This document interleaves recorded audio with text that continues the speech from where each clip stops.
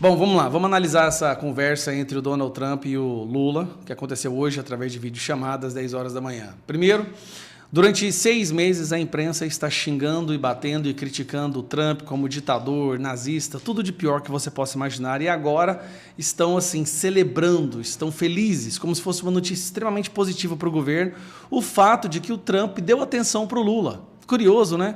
Xingam um cara durante, na verdade, desde antes dele ser eleito, desde o mandato anterior dele. E agora ele deu atenção para o Lula, deu uma migalha para o Lula e a imprensa brasileira está fazendo festa. Mas tudo bem, vamos analisar a nota que o governo soltou para a gente ver se essa conversa foi muito positiva ou não. Vamos lá. Aqui está no site oficial do Gov, Planalto, telefonema e a nota à imprensa. Telefonema entre o presidente Lula e Donald Trump. Eu odeio, cara. Isso aqui é tão feio que eles fizeram com o nosso país, né? Jogam vermelho, tá vendo? Eles têm que jogar um vermelho no meio do verde e amarelo. Mas vamos à nota. Isso é para outro momento. O presidente Luiz Inácio Lula da Silva recebeu na manhã dessa segunda-feira, 6 de outubro, o telefonema do presidente Donald Trump dos Estados Unidos. Primeiro aqui está dizendo que recebeu. Isso aqui a gente vai confirmar, com certeza vão vir informações dos Estados Unidos, mas vamos lá. Em tom amistoso, os dois líderes conversaram por 30 minutos quando relembraram a boa química que tiveram em Nova York por ocasião da Assembleia Geral da ONU. Os dois presidentes reiteraram a impressão positiva daquele encontro. Vamos lá. Trump queria encontrar presencialmente, Lula regou, fez por ligação, e olha que curioso, em total e mais absoluto sigilo, porque Lula estava morrendo de medo de levar uma comida de rabo. Até a imprensa reclamou que eles não ficaram nem sabendo dessa ligação, ficaram sabendo hoje, depois que ela já tinha acontecido. Então, assim, Lula foi morrendo de medo de ser humilhado diante da imprensa. Por isso que foi uma ligação feita a portas fechadas, com pessoas selecionadas, e não foi divulgado para a imprensa que ela aconteceria. O presidente Lula descreveu o contato como uma oportunidade para a restauração das relações amigáveis de 201 anos entre as duas maiores democracias do Ocidente. Bom, aqui já vem um erro. O Donald Trump já não vê, nem o governo americano já não vê o Brasil como uma democracia. Isso aí já ficou claro em várias falas e notas de membros do governo americano. Recordou que o Brasil é um dos 3 países do G20 com quem os Estados Unidos mantêm superávit na balança e de bens e serviços. Ou seja, mesmo tendo superávit, não evitou o fato de ter sofrido as maiores tarifas, porque não é uma questão econômica, é uma questão de ver o Brasil virando uma ditadura. Solicitou a retirada da sobretaxa de 40% imposta a produtos nacionais e das medidas restritivas aplicadas contra as autoridades brasileiras. Aqui só fala o que ele solicitou, mas não fala, porque com certeza teve alguma solicitação, não fala qual foi o pedido do Donald Trump. Olha que curioso. Sempre que há uma conversa, há pedidos dos dois lados. Aqui, apenas o Lula falando o que foi que ele pediu. Por que ele não está falando o que o Trump pediu? Porque o Trump deve ter pedido, olha, para de perseguir a direita, para de apoiar inquéritos criminosos, para de apoiar o violador de direitos humanos, para de transformar o Brasil numa ditadura, para de acabar com a liberdade de expressão, que a gente conversa. Só que ficaria muito feio para o Lula colocar isso aqui na nota. O presidente Trump designou o secretário de Estado Marco Rubio. Aqui que está a questão principal, galera. O Trump, ele não designou o cara das finanças, o Bassett, ele não designou o secretário da Economia, do Comércio, ele não designou o J.D. Vance, que é o vice-presidente. Ele designou o Marco Rubio que odeia o Lula e qualquer ditador bolivariano, marxista, socialista. Marco Rubio odeia, só para você ter uma ideia, Maduro, amigo do Lula, ele odeia os ditadores de Cuba. Ou seja, você tem um cara que entende dessa ditadura da América Latina, das que estão se formando na América Latina, é esse cara aqui. E isso aqui é um sinal de que o Trump agora não está mais para conversa, tá? Eles estão tentando pintar isso aqui como se fosse uma boa notícia. Isso aqui, para o governo, foi terrível. Marco Rubio não vai ser enganado. Esse é o cara que mais quer descer o marrete no Lula. Para dar sequência às negociações com o vice-presidente Geraldo Alckmin. Olha só que interessante, ele colocou Marco Rubio, secretário antissocialista, antiditador latino-americano, para conversar com o vice do Brasil. O chanceler Mauro Vieira e o ministro da Fazenda, Fernando Haddad. Ambos os líderes concordaram em encontrar-se pessoalmente em breve. O presidente Lula, bom, vamos ver como é que vai ser esse encontro. Esse aqui eu quero ver, viu? O presidente Lula aventou a possibilidade de encontro na cúpula de ASEAN, na Malásia, reiterou o convite a Trump para participar do COP30. COP30 que virou um antro de corrupção, roubalheira e que não tem mais lugar para ficar, tá? Inclusive, eu acho que há a possibilidade dela nem acontecer em Belém. E também se dispôs a viajar aos Estados Unidos. Os dois presidentes trocaram telefones para estabelecer... mas o Lula não tem telefone? Como é que eles trocaram telefones? Para estabelecer via direta de comunicação. Do lado brasileiro, a conversa foi acompanhada pelo vice-presidente Geraldo Alckmin e os ministros Mauro Vieira, Fernando Haddad, Sidônio Palmeira. E o assessor especial Celso Amorim. Ou seja, Lula chamou todo mundo para participar da ligação. Até o marqueteiro dele, Sidônio Palmeira. Bom, minha opinião, Trump aceitou a conversa porque Lula se recusou a encontrar pessoalmente. Então, Trump aceita essa conversa para não parecer muita animosidade. Ele quer fisgar Lula para uma conversa presencial e, numa conversa presencial, esculachar esse ladrão cachaceiro da frente do mundo. Essa é a minha opinião. E o fato de eu ter certeza que não vai ter nada de bom vindo para o Lula nessa história é porque eles colocaram ninguém mais, ninguém menos que Marco Rubio. Você pode ter certeza. Era a pior pessoa que o Lula poderia ter para negociar qualquer coisa, é esse cara que entende exatamente quem é o Lula. Um abraço. Existem dois tipos de jornalismo que acabou com a imprensa brasileira. Tem o jornalismo ideológico, que é aquele militante mesmo, que se disfarça de jornalista e ele realmente acredita na sua visão de mundo. Ele está ali para mudar o mundo, ele tem uma ideologia que completamente o domina. Este é o militante ideológico. Tem o outro lado também, que é o militante pago. É aquele que vai defender a bandeira de quem pagar mais para ele. Por exemplo, vou dar um exemplo do militante ideológico. Daniela Lima, Miriam Leitão. Essas são pessoas que elas realmente acreditam naquilo que elas estão fazendo.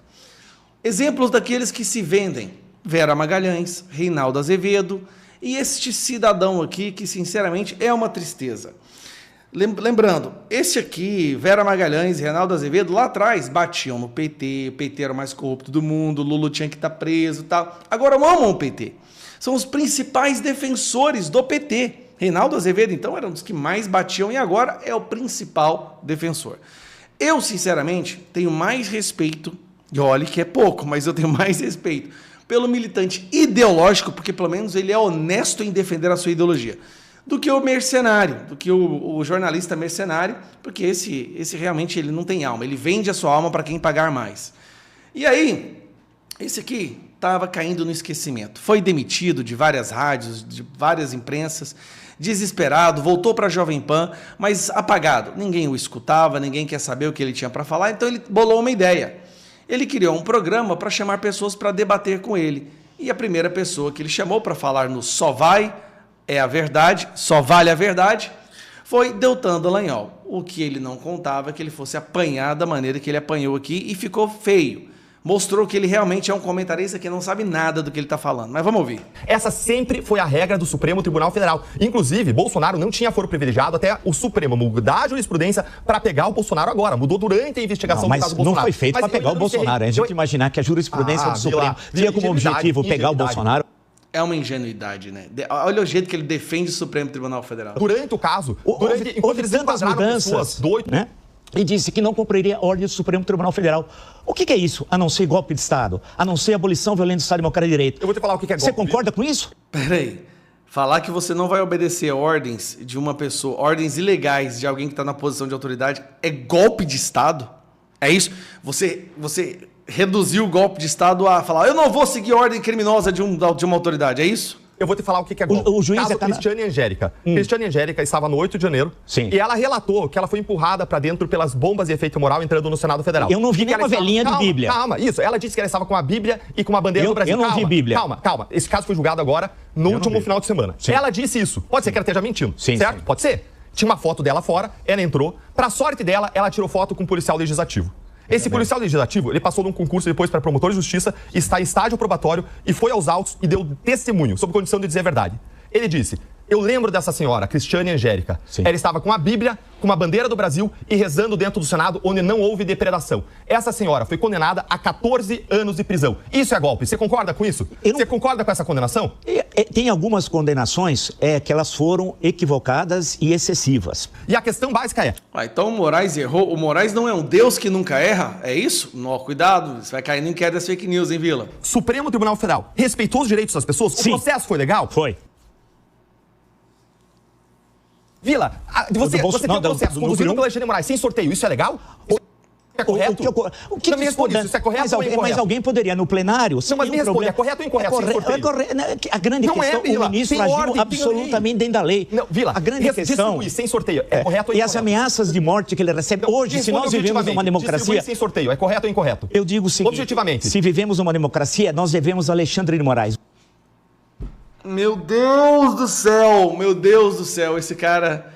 Meu Deus. Não. Vila, me diz objetivamente. E eu achei bom que a Jovem Pan fez de tudo para diminuir o volume, né? Ficar mais esquerdista, achando que seria poupado. Dá lá, o Ministério Público pedindo fechamento dela. Não. Sim ou não? Distribuir um processo sem livre distribuição, sem sorteio, é certo ou errado? Não. É certo ou errado? Algo já aconteceu outras vezes. É certo ou errado? É certo. Então se já aconteceu outras vezes, então é errado, mas acontece sempre. Não é errado. É a lei, é quebra da lei. Outras vezes. Deixa eu fazer outra pergunta. Não é a primeira vez. Outra pergunta. Processo sigiloso, mandando censurar, sem notificar a pessoa, certo ou errado? Não, isso não é verdade. Aconteceu a rodo no Brasil. A rodo, por Alexandre de Moraes, nos inquéritos distribuídos sem... Isso está comprovado? Você tem dúvida de que isso aconteceu? Não, o que eu estou dizendo é o seguinte, nós temos... Porque eu não tenho. Está comprovado. Agora ele vai querer mudar o assunto. Isso é uma técnica que eles fazem. Quando eles são encurralados e não tem a menor possibilidade de responder a pergunta ou continuar naquela linha de raciocínio, eles vão mudar o assunto, porque realmente ali ele está encurralado. Só para passar para um outro tema importante. Você vê que ninguém pode ser condenado no Estado Democrático de Direito sem provas, sem direito de defesa. Não. Claro! Eu acabei de colocar para você a situação. Quer que eu traga outras situações? Não, eu queria só... Deixa eu concluir. Sim. O que você está defendendo é que por uma salada de um monte de coisa, você citou pandemia, não há salada. Posição dele no exterior, você citou o que está acontecendo agora nos Estados Unidos, você citou um monte de coisa que não tem nada a ver com o processo. Que se associa. Aí você nega ou... Que se associa... Ele quer condenar o Bolsonaro por tudo que ele acha que é crime, mas não pelo fato do inquérito em si. Ou você passa pano pro fato de que não teve distribuição, você passa pano pro fato de que não foi foro competente, você passa pano pro fato de que não teve individualização de conduta, você passa pano por uma monte de coisa que a gente conversou aqui que não tem execução, e ainda assim você diz, o cara tem que estar na cadeia passando por cima de tudo. Isso me faz... Não, porque sério, foi condenado. Eu não tô nem te criticando, eu tô fazendo um diagnóstico, eu tô entendendo melhor. Não, eu tô dizendo outra coisa. Você tem um sol... A teoria do sol e dos planetas. Tipo assim, você tá vendo isso aqui? Se isso aqui não deu certo, não deu bastante para condenar, lembra que tem um monte de suspeita em volta dele que não tem nada a ver relacionado com isso, mas tem que condenar. Que é o processo. E tem os planetas que giram em torno do Sol, que são os fatos que eu disse. O que não está nos autos, muito não está claro. No mundo. É isso que tem direito. Isso não é história. Ó a salada dele. Olha, isso então, é direito, isso é processo penal. Processo penal não tem só o que gira os planetas. Cara, eu lembro, quando eu era mais jovem, lá nos 30 e poucos anos, eu escutava esse cara. Eu achava que ele era inteligente porque ele sabe das datas das coisas. É isso. Foi assim que ele criou a autoridade dele. Ele sabe e memoriza as datas. Foi do ano tal que a Constituição, foi no ano tal que o juiz tal, foi tal que a República virou democracia. Ele é bom em datas, mas é só isso. Ele não consegue transformar essa informação em um raciocínio. Na verdade, cara, esse é o retrato do jornalismo no Brasil hoje. Deixa eu ir.